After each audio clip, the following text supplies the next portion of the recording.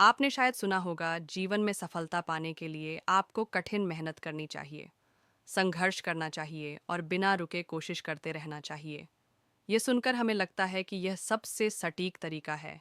हम विश्वास करते हैं कि जितना ज़्यादा हम संघर्ष करेंगे, उतना ही हम अपने लक्ष्य को पा लेंगे। लेकिन क्या अगर यही सिद्धांत पूरी तरह से गलत हो? क्या होगा अगर मैं आपको बताऊं कि जितना हम किसी चीज़ के लिए ज़्यादा जोर लगाते हैं, वह उतनी ही हमसे और दूर चली जाती है? क्या आपने कभी सोचा है कि जब हम किसी चीज़ को बहुत ज़्यादा पाने की कोशिश करते हैं, जैसे कि खुशी, प्यार, सफलता या शांति, तो वह हमें और दूर क्यों जाती है?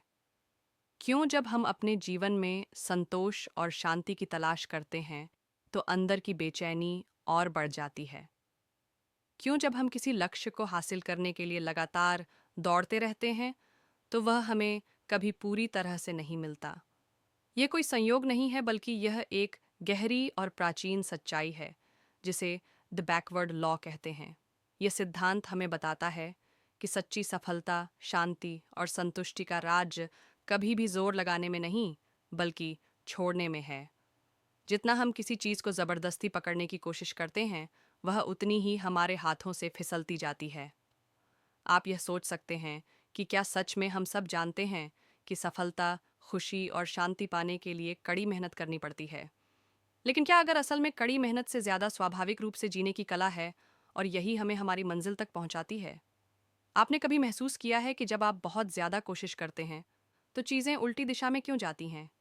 जब आप सोचते हैं कि अब बस और थोड़ा और मेहनत करने से परिणाम आएगा, तो आपको लगता है कि कुछ और समय या प्रयास की ज़रूरत है। यह विचार आपके भीतर एक संघर्ष और असंतोष का जन्म देता है। वहीं अगर आप थोड़ी देर के लिए इस सोच को छोड़ दें और बस उसी क्षण में रहें, तो क्या होता है? क्या जब आप खुद को और दुनिया को थोड़ा सा ढीला छोड़ देते हैं, तो क्या चीज़ें अपनी जगह पर नहीं आने लगती? ये वही सिद्धांत है जिसे प्राचीन समय के महान संतों और दार्शनिकों ने समझा था, और जिसे आधुनिक विज्ञान भी मान्यता दे रहा है। डी बैकवर्ड लॉ यह कहता है कि जब हम अपनी इच्छाओं से बहुत ज़्यादा चिपक जाते हैं, तो हम जो चाहते हैं वह हमारे पास नहीं आता। असल में हम उस दिशा में जा रहे होते हैं जो हमें और अधिक तनाव और असंतोष देती है। आज हम इस सिद्धांत की परतें खोलने जा रहे हैं। हम देखेंगे कि कैसे छोड़ने का तरीका असल में हमें जीवन में अधिक शांति, संतोष और सफलता दिला सकता है। भाग 1। पीछा नहीं, स्वीकार करना सीखिए। कल्पना कीजिए, आपके हाथ में पानी है। अगर आप अपनी मुट्ठी कसकर उसे पकड़ने की कोशिश करें, तो वह उंगलियों के बीच से फिसल जाएगा। लेकिन यदि आप अपनी हथेली को खुला छोड़ दें, तो वह पानी सहज रूप से थमा रहेगा। यही सिद्धांत हमारे जीवन पर भी लागू होता है। जब हम खुशी, प्यार, सफलता या शांति को पकड़ने की कोशिश करते हैं, जब हम उन्हें ज़बरदस्ती खींचने का प्रयास करते हैं, तो वह चीज़ें और अधिक दूर होती चली जाती हैं। यह केवल दर्शन नहीं है, बल्कि प्रकृति का नियम है, जिसे प्राचीन परंपराओं ने सदियों पहले समझ लिया था।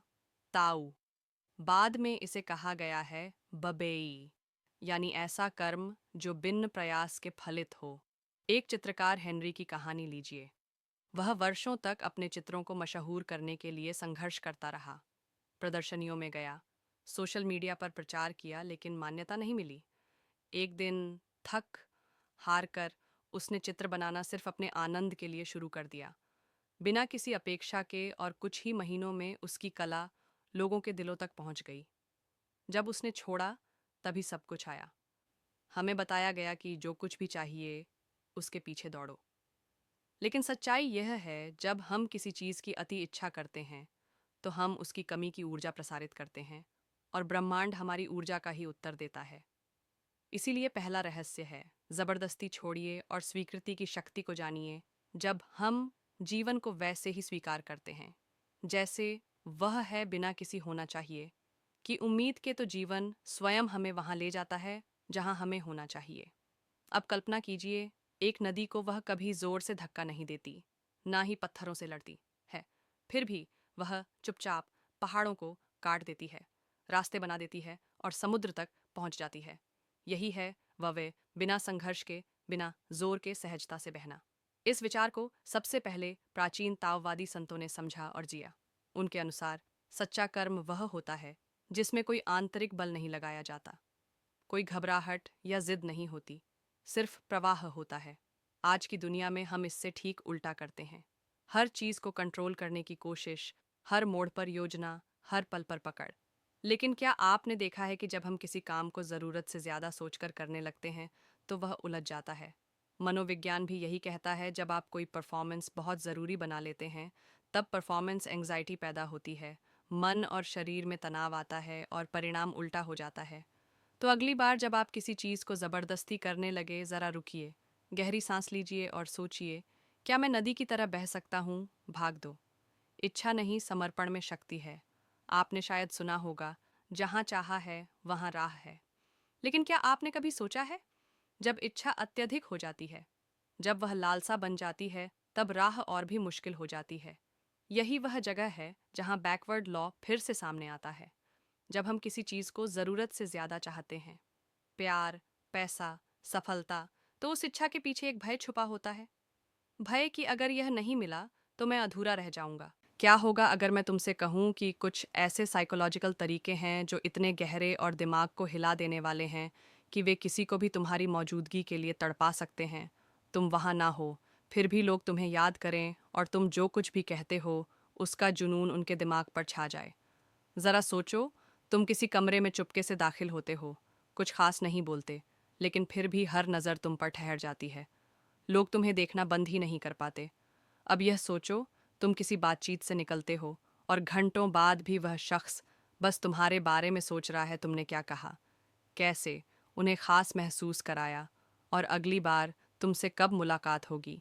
आज की दुनिया में जहाँ हर तरफ शोर है, हर कोई चिल्ला चिल्ला कर ध्यान मांग रहा है और सब कुछ बस सतह पर तैर रहा है, ऐसे में कोई ऐसा इंसान बनना जो लोगों के दिमाग में गहरी छाप छोड़े, यह एक दुर्लभ कला है। लेकिन आज मैं तुम्हें वह रास्ता दिखाने जा रहा हूँ जिससे तुम वही इंसान बन सको। यह कोई बनावटी नाटक नहीं है, ना ही कोई नकली मुखौटा पहनने की बात। यह उन गहरे इंसानी दिमाग के बुनियादी ट्रिगर्स को जगाने की कला है जो हर किसी के भीतर पहले से मौजूद हैं। यह तरीके कोई चालाकी नहीं है, ना ही यह सतही मोहब्बत का खेल है। यह है असली प्रभाव की ताकत, सच्ची, गहरी और इतनी ज़बरदस्त कि लोग तुम्हें भूल ना पाएं। ये वही तकनीकें हैं जो सबसे करिश्माई लोग इस्तेमाल करते हैं। वो बड़े बड़े स्पीकर्स जो एक बार बोलते हैं तो लोग सुनते रह जाते हैं। वो लीडर जो कमरे में आते ही हवा का रुख बदल देते हैं। लेकिन एक बात साफ कर दूं, ये कोई खिलौने नहीं है, ये ताकतवर औजार हैं।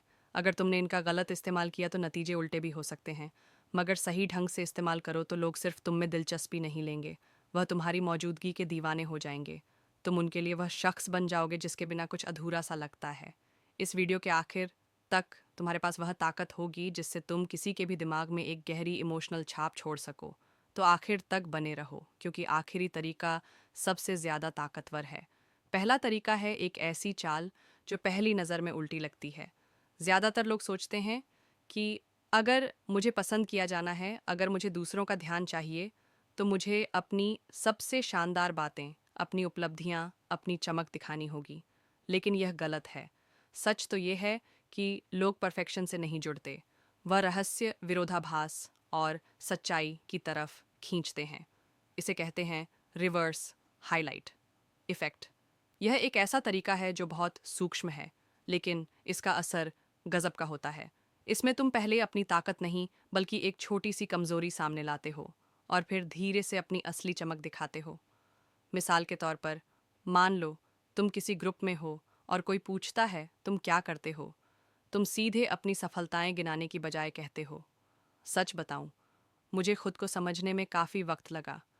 मैंने तो कॉलेज भी 2 बार छोड़ा था, लेकिन फिर मुझे वह चीज़ मिली जो मेरे लिए बनी थी। बस यही वो पल है, वो छोटी सी कमज़ोरी, वो सच्चाई का पल। यही लोग तुमसे जुड़ते हैं। तुम इंसान लगते हो, कोई चमचमाती मशीन नहीं। और जब तुम इसके बाद अपनी ताकत, अपनी सफलता बताते हो, तो उसका असर 10 गुना बढ़ जाता है। क्यों? क्योंकि दिमाग को एक जैसी चीज़ें नहीं, बल्कि कंट्रास्ट याद रहता है। साइकोलॉजी में इसे प्लेटफॉल इफेक्ट कहते हैं। ये तुम्हें एक गहरी सच्ची कहानी वाला इंसान बनाता है, न कि कोई बनावटी हाईलाइट रील। तुम इसे कहीं भी आजमा सकते हो, चाहे डेट पर, इंटरव्यू में या किसी आम बातचीत में। अब अगला तरीका है जो इतना शांत और लगभग छुपा हुआ है कि लोग इसे नोटिस भी नहीं करते, लेकिन इसका जादू गजब का है। इसे कहते हैं मिरर एंड डिले। लोग उनसे प्यार करते हैं जो उन्हें उनके जैसा महसूस कराते हैं, जो उनकी एनर्जी, उनके अंदाज को समझते हैं। लेकिन गलती ये होती है कि लोग जल्दबाजी में सामने वाले की नकल करने लगते हैं और यह बनावटी लगता है। तो इसे सही करने का तरीका क्या है? पहले 2-3 मिनट बस सामने वाले को गौर से देखो, उनकी एनर्जी, उनके बोलने का लहजा, उनके हाव भाव, सब कुछ नोटिस करो। फिर धीरे धीरे उनकी वाइब को अपनाना शुरू करो। लेकिन असली जादू है वर्बल मिररिंग में थोड़ा रुकने का। मिसाल के तौर पर मान लो कोई कहता है मैं बहुत थक गया हूँ, बिल्कुल बर्न आउट हो चुका हूँ।